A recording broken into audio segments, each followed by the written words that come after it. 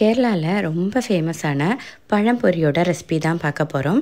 இது நேந்திரப்பழம் வச்சு பண்ணுற ஒரு ரொம்ப ஃபேமஸான ஈவினிங் ஸ்நாக். டீ காஃபி கூடலாம் இதை அடிச்சுக்கிறதுக்கு வேறு ஸ்நாக்கே கிடையாது.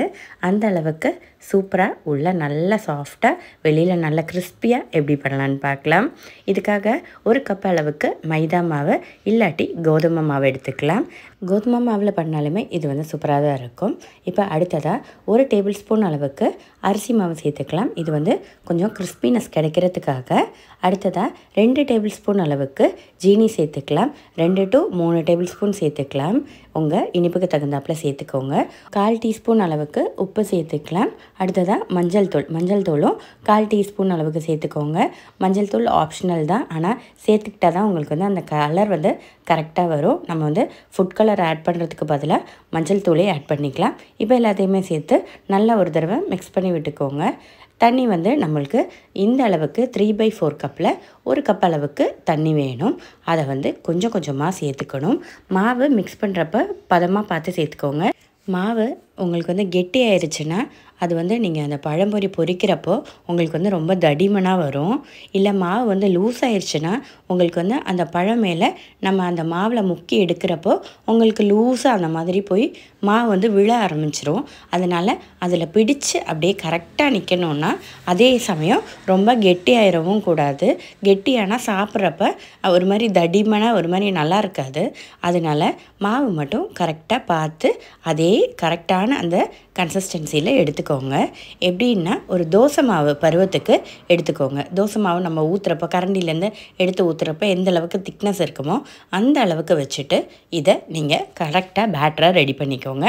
நம்ம இந்த பேட்டரை ரெடி பண்ணுறதுல தான் இந்த பழம்பொரியோட டேஸ்ட்டே இருக்குது கண்டிப்பாக.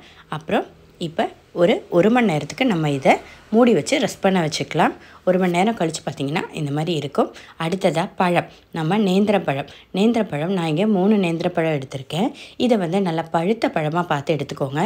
இந்த மாதிரி இப்படி பிளாக்காக வரும்ல அந்த ஸ்டேஜில் தான் இது வந்து நம்ம பழம் எடுத்துக்கணும். ஏன்னா பழுக்காத்த பழம் எடுத்தோன்னா டேஸ்ட் வந்து நல்லா இருக்காது. அது மாதிரி இந்த மாதிரி கருப்பு வர்ற ஸ்டேஜில் எடுத்துக்கோங்க. இப்போ வந்து நம்ம இந்த 2 சைட்லேயுமே அந்த மாதிரி வெட்டிக்கலாம். இப்போ ஒரு பழத்தை 3 to 4 பீஸாக வரை நம்ம கட் பண்ணி சேர்த்துக்கலாம். இல்லை நம்ம இந்த ஒரு பழத்தை நடுவில் 2ஆக கட் பண்ணிட்டு கூட நம்ம வந்து இந்த மாதிரி சேர்த்திங்கன்னா உங்களுக்கு வந்து குவான்டிட்டி கொஞ்சம் கூட வரும். நான் இப்போ வீடியோக்காக ஃபுல்லாக தான் எடுத்திருக்கேன். இல்லை நீங்கள் வீட்டில் பண்ணுறதுனா சின்னதாக போதும்னா இதை பாதியாக கூட கட் பண்ணி எடுத்துக்கலாம். இப்போ பாருங்கள், பேட்டரில் இந்த மாதிரி முக்கி நம்ம எடுத்துக்கணும். எல்லா சைடும் மாவு வந்து கரெக்டாக பட்டுருச்சான்னு பார்த்து எடுத்துக்கோங்க. இப்போ அப்படியே எண்ணெய் வந்து சூடாகி இருக்குது. எண்ணெய் வந்து நல்லா கொதிச்சதுக்கப்புறமேட்டு லைட்டாக ஒரு துள்ளி மாவு போட்டு பாருங்கள். அப்போ அப்படியே மேலே பொங்கி வரும். அந்த ஸ்டேஜில் வந்து நீங்கள் வந்து பழம்பொரி பொரிக்க ஆரம்பிச்சிடலாம்.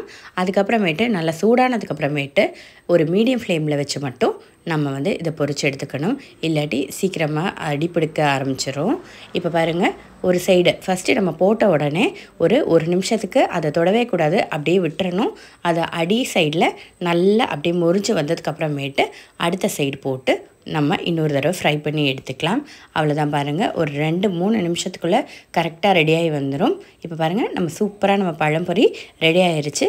அதே மாதிரி பாக்கி இருக்கிற பழத்தை எல்லாத்தையுமே ஒரு 2 இல்லாட்டி 3 கூட போட்டு எடுத்துக்கலாம். உங்களுக்கு வந்து ஃபஸ்ட்டு பிகினர்ஸாக இருந்தீங்கன்னா நீங்கள் வந்து 2 பழம் மட்டும் போட்டு எடுத்துக்கோங்க.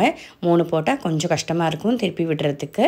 2 போட்டிங்கன்னா ஈஸியாக வரும். கொஞ்சம் பெரிய பாத்திரம்னா ஒரு 3-4 கூட போட்டுக்கலாம், ஒன்றும் பிரச்சனை இல்லை. இப்போ பாருங்கள், கரெக்டாக வந்துருச்சு. நல்லா அந்த மாவு லைட்டாக உப்பி வர ஆரம்பிச்சிருச்சு. நம்ம சோடா பொடியோ எதுவுமே சேர்க்கல.